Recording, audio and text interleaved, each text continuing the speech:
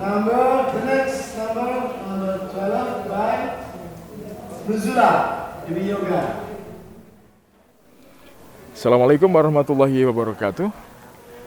Bismillah, alhamdulillah, wassalatu wassalamu ala rasulillah la nabiyya ba'dah. Asyhadu an la ilaha illallah wa asyhadu anna muhammadar rasulullah. Allahumma sholli ala sayyidina Muhammad wa ala ali sayyidina Muhammad.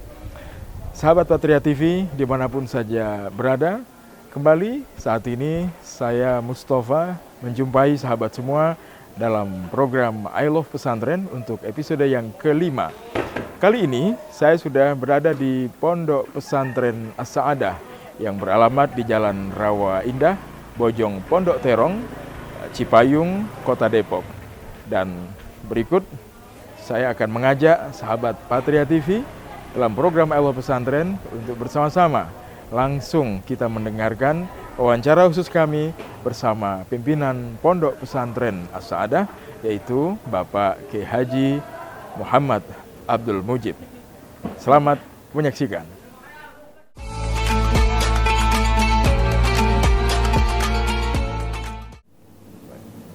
Assalamualaikum warahmatullahi wabarakatuh, Pak Kiai. Waalaikumsalam warahmatullahi wabarakatuh. Apa kabar? Alhamdulillah, baik. Alhamdulillah. Dalam kondisi PPKM ini semuanya terkontrol? Betul, semuanya memang harus serba dibatasi. Iya. Dalam rangka juga untuk mengurangi penyebaran pandemi ini. Baik. Oke, terima kasih sudah memberikan waktu kepada kami, Pak Kiai, dari tim I Love Pesantren. Dalam program kali ini kita akan berbincang-bincang khusus untuk Pondok Pesantren As-Sa'adah yang beralamat di Kota Depok, yaitu tepatnya di Jalan Rawa Indah nomor 115, Bojong Pondok Terong, Kecamatan Cipayung, Kota Depok. Betul. Dan nanti kita bersama akan mendengarkan langsung pemaparan dan juga penjelasan langsung dari Bapak Kiai Haji Muhammad Abdul Mujib, pimpinan Pondok Pesantren As-Sa'adah, terkait pesantren Sa'adah yang beliau pimpin. Baik Pak Kiai, untuk yang pertama-tama bisa diceritakan kepada para pemirsa kita I Love Pesantren ini terkait Pondok Pesantren As-Sa'adah.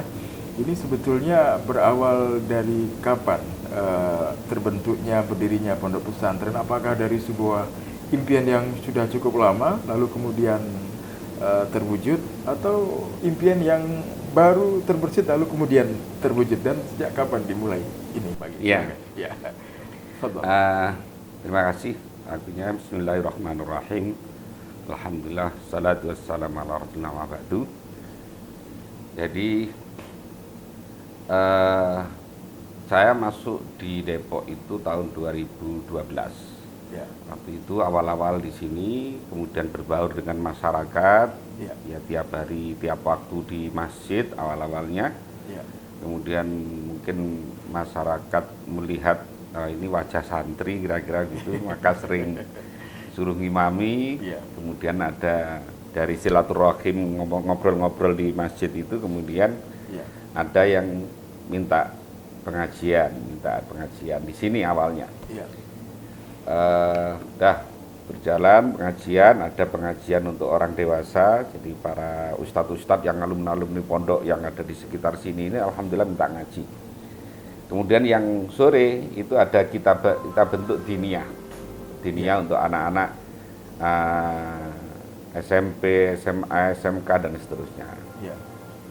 Hanya kemudian seiring perjalanan waktu, diniyah ini kurang efektif. Karena apa? Karena anak-anak kampung itu begitu disuruh nanti hafalan, tidak masuk. Ya, jadi agak berat sedikit itu kemudian tidak masuk. Maka kemudian wah ini harus diformalkan. Maka tahun 2015 kita mulai merintis pesantren. Alhamdulillah animo masyarakat, respon masyarakat baik, sehingga awal-awal sudah langsung ada sekitar 80 awal-awal itu. 80 santri. 80 santri awal-awal. Nah, alhamdulillah dan seterusnya sampai sekarang berjalan dengan baik ya. Di sini ada pendidikan langsung, kami membuat pendidikan untuk sanawiyah formalnya dan aliyah. Kemudian sorenya kita bikin madrasah diniyah. Kita bikin pesantren itu dengan kurikulum salafiyah, walaupun bentuknya fisiknya itu modern, tetapi dari sisi dari sisi pengajarannya adalah bentuk salafiyah. Iya. Kemudian berkaitan dengan santri, hari ini sejak 2015 ya Pak Kiai ya, sampai dengan sekarang ini, itu sudah berapa hari ini sejak PPKM ini? Apakah ada pengaruh dengan jumlah santri atau dan juga dari mana saja asal santri-santri kita yang masuk di Pondok Pesantren As-Sa'adah ini? Iya. Jadi memang orang pertama memondokkan anak mungkin karena dari melihat saya, karena jadwal saya pengajian itu ngisi pengajian udah di mana-mana. Iya. Sejak awal saya sudah ngisi di masyarakat itu hampir se-Depok. Iya. Jadi makanya orang melihat, makanya kemudian banyak yang berinisiatif untuk memondokkan. Ya. Sebelum adanya pandemi itu ya alhamdulillah hampir 300 waktu itu sebetulnya awal-awalnya. Normalnya setiap tahunnya itu. Ya. Tapi kemudian karena PPKM ini agak menurun memang. Mungkin karena rasa ketakutan orang tua untuk melepaskan santri anaknya itu. Ya. Jadi sangat khawatir, makanya terjadi pengurangan. Tapi alhamdulillah. Dari mana saja santri-santrinya Pak? Kalau selain dari santri Jabodetabek misalnya? yang banyak memang dari Jabodetabek, tetapi ada dari Jawa Tengah, ada dari Jawa Timur, ada dari Makassar, ada dari Sumatera juga ada. Jadi ya kita tidak tahu, tiba-tiba ya ada saja tiba-tiba dari Sumatera, ada dari Makassar dan sebagainya. Mungkin ya dari mulut ke mulut kemudian menyebar. Lalu kemudian berkaitan dengan kegiatan para santri, bisa Pak Kiai sedikit gambarkan ataupun ceritakan kepada pemirsa Patria TV dalam program Elo Pesantren ini, mereka mulai bangunnya dari jam berapa, lalu sampai mereka tidur lagi, itu apa saja dari sejak paginya? Ya. Jadi santri dari bangun 3:30. Ya. 3:30 kita beri kesempatan anak-anak untuk mandi, untuk kemudian sholat tahajud, kemudian zikiran sampai masuk sholat subuh. Ya. Setelah sholat subuh dan zikiran, dan kita teruskan dengan ada kegiatan ngaji. Jadi kebetulan kalau pagi itu seluruh santri ngaji kepada saya. Ya. Jadi saya baca kitab yang ringan-ringan untuk seluruh santri. Kitab apa namanya Pak Kiai? Kalau sekarang saya baca Al-Muqtatafat. Ya, Al-Muqtatafat. Kalau sebelumnya itu Tafsir Jalalain, kegedean, tapi kalau yang Tafsir Jalalain memang untuk anak-anak yang aliyah udah kelas 3. Kemudian setelah itu persiapan sholat duha, setelah sholat duha kemudian sarapan, jam 7 berangkat ke sekolah. Sekolah sekarang karena PPKM itu ada terjadi pengurangan jam waktu, ya. Sekarang jam 12 sudah pulang, ya. Jadi kalau biasanya jam 1 kurang 10 menit baru pulang, sekarang jam 12 sudah pulang. Kemudian anak-anak sholat duhur, kemudian makan siang, istirahat sampai asar. Nanti setelah sholat asar, kemudian dilanjutkan dengan diniyah. Jadi kalau sore kita adakan madrasah diniyah. Kalau sekolah yang sanawiyah, yang formal itu ya semuanya anak itu dari SD maupun dari MI, anak itu sudah punya hafalan apa belum, ada yang sudah hafal juz amma, ada yang belum, ada yang kadang-kadang belum bisa baca, ya itu jadi satu kalau di madrasahnya. Tapi kalau di madrasah diniyah diklasifikasi, ada yang iqdad, yang persiapan, ada yang ula, ada yang wusto, ada yang ulya dan sebagainya. Jadi itu sampai maghrib, ya maghrib. Sebelum maghrib makan dulu, setelah makan jamaah salat maghrib, setelah jamaah salat maghrib kemudian zikiran sampai hampir isya. Setelah isya nanti ada jam belajar. Ada jam belajar yang juga di klasikal, jadi sesuai dengan kelasnya di bikin halakoh itu Iya. untuk belajar bersama, untuk musyawarah dan sebagainya. Udah sampai jam 10 istirahat. Jadi itu anak istirahat, tidur, bangun lagi jam setengah 4 tadi. Baik. Lalu bagaimana dengan prestasi-prestasi dari santri-santriwati kita Iya. yang sudah tercetak mungkin mulai dari tingkat kota, tingkat provinsi dan seterusnya? Nggih. Ya. Jadi alhamdulillah karena pesantren ini memang stressingnya, Ya. tekanannya itu pada kajian kitab, pada kajian kitab kuning. Makanya di sini anak-anak kita suruh untuk menghafal Amsilah Tasrifiyah. Anak kita suruh menghafal Alfiyah Ibnu Malik. Ya. Mengapa kok langsung Alfiyah? Memang yang kita hafalkan hanya satu, Alfiyah saja. Ya. Supaya tidak numpuk-numpuk. Karena memang mungkin masyarakatnya berbeda. Kalau di Ya. Jawa Timur mungkin Jurmiyah dihafalkan, Ibriti dihafalkan, Alfiyah dihafalkan. Kalau di sini kita ringkas saja di Alfiyahnya saja. Jadi supaya nggak double-double. Di Alfiyahnya saja. Nah, penjelasannya memang di kelas itu mulai Jurumiyah. Kita bikin model sorogan. Model sorogan itu artinya santri membaca kepada kiai. Ya. Jadi alhamdulillah dari sisi hasilnya seringkali kalau lomba-lomba kitab di Depok itu ya sering juara. Hampir kita ini mesti juara lah. Selalu juara. Jadi selalu juara. Kemudian memang pernah ngutus, ya diutus dari Jawa Barat itu untuk mewakili Depok ke Jawa Barat. Tapi memang kebetulan sekali, tapi memang belum berhasil. Tapi pernah ketika ada, termasuk saya ikut juri waktu itu di Jawa Barat. Ya. Tapi belum. Tapi untuk level Depok alhamdulillah. Untuk pramuka juga juara, untuk kegiatan-kegiatan olahraga juga sama. Alhamdulillah. Untuk ekstrakurikulernya Pak. Ekstrakurikulernya silatnya ya, ada pencak silat. silatnya, pagar nusa, kemudian ada pramukanya, kemudian ada kegiatan marawis, kegiatannya anak-anak itu yang ada yang kiroah Bitagani itu ya, dengan lagu-lagu itu juga ada. Jadi olahraganya juga ada futsal, ada macam-macam.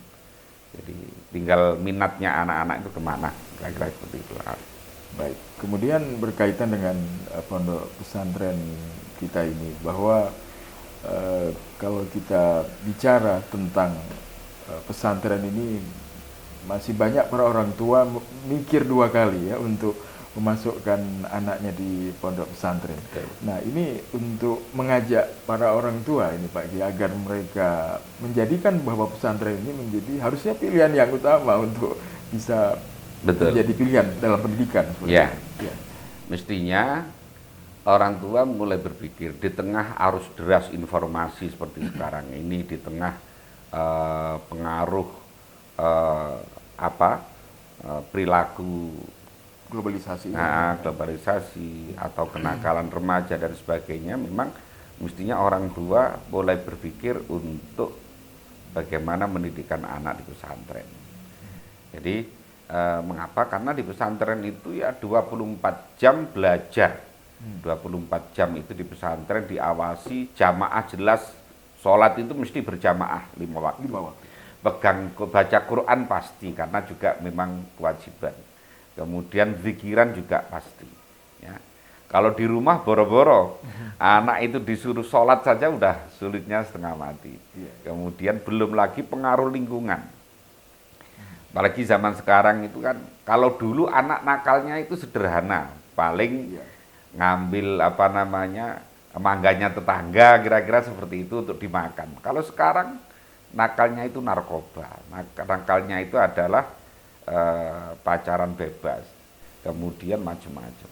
Nah, mestinya orang tua mulai berpikir untuk bagaimana mendidik anak supaya anak ini selamat, ya, dari sisi pendidikannya juga baik, akhlaknya juga baik. Kemudian dan tidak usah takut anak jadi apa, karena kita tahu bahwa sekarang santri itu bisa jadi apa saja. Santri yang jadi presiden juga ada Gus Dur. Iya. Santri yang jadi wakil presiden sekarang Kiai Ma'ruf Amin. Santri yang jadi menteri banyak, santri yang jadi gubernur banyak, santri yang jadi wali kota bupati banyak. Jadi duta besar juga Jadi duta besar juga banyak. Jadi sebenarnya orang tua tidak perlu takut anaknya nanti mau jadi apa. Selama anaknya itu punya ilmu, maka insya Allah nanti bisa jadi apa saja. Maka saya teringat dawuhnya Mbah Mun itu, Mbah Yai Mamun Zubair, sudah belajar saja, tidak usah pingin jadi apa-apa. Nanti kalau kamu sudah punya ilmu, bisa jadi apa saja.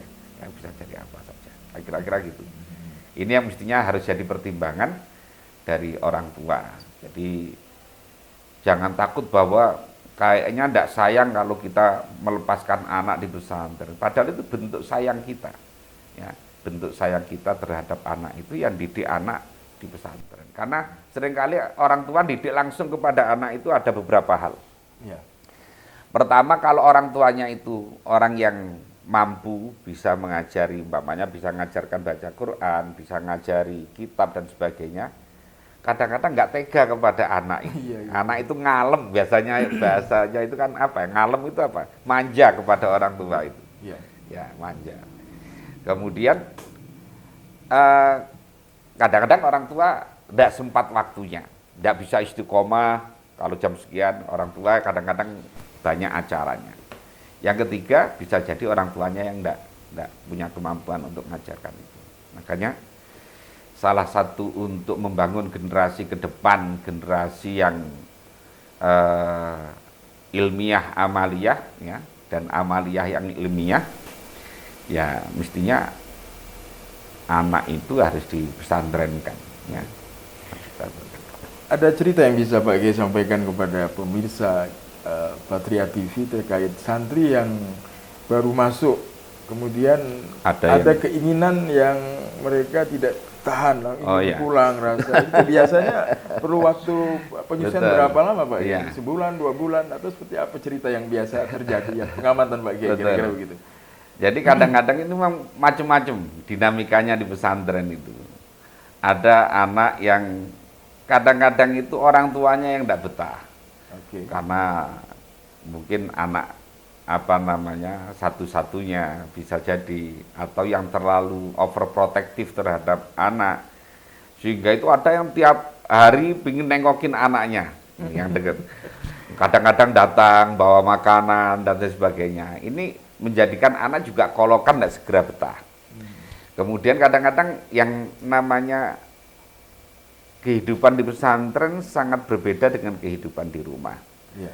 Kalau di rumah mungkin anak itu bisa makan semau-maunya, bisa kapan saja, Yeah. bisa main apa saja. Sementara di pesantren itu kan dibatasi, bahwa HP tidak boleh, makan hanya 3 kali, kemudian dan sebagainya. Nah, ini kadang-kadang anak-anak ini kan nangis. Yeah. Nah, kalau anak nangis ini kadang-kadang orang tuanya yang belum tidak pernah nyantri, Iya. akhirnya wah merasa berdosa kayaknya kalau anaknya nangis di pondok, ini berarti saya berdosa ini terhadap anak. Akhirnya ada yang dibawa pulang. Iya. Tidak lanjut. Tidak lanjut. Oh. Ada yang setelah kita nasihati, ya biasa, namanya orang mondok nangis biasa. Sering saya sampaikan. Saya dulu mondok juga sama, nangis. Iya. Kalau waktu itu saya nangis kemudian saya pulang, ya saya tidak jadi kiai sekarang. Nah gitu sering kali. Kemudian saya sampaikan, anak saya juga mondok juga. Pertama juga nangis, kita biarkan. Lama-lama Masya Allah betah. Ya, lama-lama betah. Jadi ya itu dinamikanya. Ada yang lompat pagar kemudian, ya ada. Ya namanya. Tapi pulang lagi. Ya, tapi akhirnya pulang lagi. Jadi macam-macam. Dibutuhkan memang 3 komponen. Ya. Jadi orang tuanya juga bersungguh-sungguh memang memondokkan anak. Kemudian dari faktor gurunya, pengasuh, dan para guru-guru yang lain juga punya tekad yang kuat juga. Kemudian juga dari santri. Kadang-kadang itu macam-macam. Anaknya yang punya tekad kuat, orang tuanya yang kurang. Ada yang orang tuanya punya tekad yang kuat, anaknya yang kurang. Nah, kadang-kadang gitu. Nah, jadi harus saling. Jadi pengalaman di awal-awal itu mesti dinamikanya Seperti itu ya. Nggih. Umumnya yang terjadi demikian. Lalu terkait dengan wisudawan ini sudah berapa Ya. santri? Jadi berapa kali? kalau untuk sanawiyah sudah yang kelima ya, 5 kali. 5 kali atau 6 kali. Kalau yang aliyahnya baru sekali kemarin. Baru sekali kemarin. Jadi karena memang ada yang ya kita berurut dari sanawiyah 3 kali berarti lulus, kemudian nanti berikutnya ada yang lulus, yang aliyah baru kemarin. Jadi kita memang niatan kita ingin ikut ambil bagian dalam proses membangun karakter bangsa, membangun moral bangsa, membangun akhlak bagi generasi ke depan. Ya. Lalu kerjasama dengan internasional misalnya untuk melanjutkan dari tamatan-tamatan As-Sa'adah ini, apakah sudah ada kerjasama untuk di Jadi luar negeri misalnya? kita memang sudah membangun link-linknya, membangun link-link untuk yang ke Mesir atau yang ke Yaman dan sebagainya. Ya. Jadi ya ini Sudah terkait dengan ya sudah kerjasama Sudah dengan berjalan, ya? lembaga yang yang betul nangani itu. Oke. Ya. Jadi kebetulan ada di dekat UIN Jakarta itu. Iya. Itu ada namanya Gus Ito, itu alumni juga alumni sama saya, adik kelas saya dulu di Tebuireng, beliau alumni Mesir, beberapa kali di sini untuk menyampaikan programnya. Jadi ya yang Insya Allah nanti dari As-Sa'adah ini santri-santri akan melanjutkan ke luar Ya. negeri. Mulai tahun kapan kira-kira berjalan? tahun depan, insya Tahun Allah. depan, tahun 2022. Ya. Jadi anak-anak yang minat untuk ke sana, ya memang kita. Tapi tidak semuanya anak itu punya minat ke sana. Keluar ya. Ada yang pingin ke UI, ada yang pingin ke UIN, ada yang ya kita hanya bisanya mendorong saja, memotivasi mereka untuk belajar. Iya. Pak Kiai bisa sedikit cerita kepada pemirsa kita tentang Pak Kiai profil lahir di mana, kemudian hal yang mungkin saya ingin dengar adalah visi dan misi Pak Kiai dan bisa menginspirasi para pemirsa kita. Betul. Jadi saya ini dari Jember, lahirannya di Jember di kampung. Kemudian ya sejak kecil memang sekolahnya itu sekolah agama terus. Karena mulai dari MI Sanawiyah, kemudian di Tebuireng, kemudian kuliah juga di Tebuireng, kemudian pasca sarjana itu di Malang, kemudian juga lama saya ngajar di Tebuireng di Fakultas Syariah itu, saya hampir 10 tahun ngajar di Fakultas Syariah. Nah, memang sejak awal pingin bahwa bagaimana ilmu itu menjadi manfaat. Ya, jadi pengalaman di pondok dulu, ya, di samping belajar, kemudian juga mengajar. Nah, mengajar di Madrasatul Quran juga pernah, Madrasatul Quran Tebuireng. Kemudian mengajar di Pondok Putri Wali Songo juga pernah, Pondoknya Mbah Yai Adlan Ali. Kemudian juga ngajar di Fakultas Syariah di Unhash Universitas Hasyim Asy'ari, itu hampir 10 tahun. Hampir 10 tahun. Jadi kemudian melihat karena di Jombang itu sudah banyak kiai kira-kira seperti itu, maka harus hijrah, pindah. Kemudian alhamdulillah saya mulai di sini tahun 2012 dan diterima baik oleh masyarakat sini. Alhamdulillah. Jadi masyarakatnya dari sisi amaliyahnya juga sama, orang sini juga seneng mauludan, seneng tahlilan, istighosan, manakiban dan sebagainya. Alhamdulillah kita bisa diterima. Dan nyatanya sekarang ini saya penuh jadwal ngaji itu kalau malam itu. Alhamdulillah. Jadi kalau dulu pernah jadi anggota DPRD Dewan, pernah di partai Pak Kiai ya? Menjadi anggota Dewan. eh, Dewan Perwakilan Rakyat Daerah. Kalau sekarang DPRD juga di Depok, Dewan Pengajian Rutin Depok. Iya, baik. Baik Pak Kiai, terima kasih atas waktunya. Sudah hadir bersama kami dalam program I Love Pesantren. Semoga Pak Kiai selalu sehat walafiat dan dilancarkan semua dan berkah semuanya. Amin. Oh ya, ini satu lagi. Pesan Pak Kiai terkait dengan kondisi kita saat ini dalam masa pandemi new normal COVID-19, semoga segera berakhir. Ada pesan untuk masyarakat Indonesia. Jadi kita hendaklah jadi, ada pepatah itu, kun imaman muto'an au makmuman muti'an. Jadilah pemimpin yang ditaati, jadilah makmum yang taat. Jadi kita sebagai warga negara yang baik tentu saja juga harus mentaati apa yang menjadi program dari pemerintah untuk penanggulangan COVID-19 ini. Saya yakin pemerintah punya tujuan baik untuk bagaimana masyarakat ini segera terbebas dari penyebaran COVID ini. Jadi mestinya kita harus bareng-bareng fokus sekarang menangani itu. Jangan malah ngerecokin pemerintah, jangan ngerecokin pemerintah. Kalau ada apa-apa yang kurang baik, dikomunikasikan dengan baik. Jangan langsung dipublish di masyarakat. Masyarakat jadinya bingung. Masyarakat jadinya bingung. Jadi kita taat kepada pemerintah, ya sesuai dengan perintah yang ada dalam Al-Quran bahwa ati'ullaha wa ati'ur rasulah wa ulil amri minkum itu. Wa ulil amri itu ba'dul ulama berpandangan bahwa itu adalah para ulama. Ba'dul ulama berpandangan bahwa itu adalah al-wulad, wuladul amri atau wuladul umur, yaitu pemerintah. Jadi kita taat kepada pemerintah itu juga bagian dari melaksanakan perintah Allah. Semoga dengan kita mentaati pemerintah itu, akhirnya penyebaran COVID menjadi berkurang dan Indonesia segera terbebas dari COVID-19 ini. Ya, kira-kira. Baik, terima kasih sekali lagi. Oke. Sampai jumpa dalam episode berikutnya. Insya Allah. Ya, terima kasih. Baik, pemirsa I Love Pesantren dalam program spesial kali ini bersama Kiai Haji Muhammad Abdul Mujib. Beliau adalah pimpinan Pondok Pesantren As-Sa'adah di Kota Depok, dan insya Allah kita sama-sama berdoa agar Indonesia segera lepas dari pandemi COVID-19 yang masih hadir di Indonesia. Semoga Allah segera angkat dari negara kesatuan Republik Indonesia dan seluruh dunia pada umumnya. Amin ya rabbal alamin.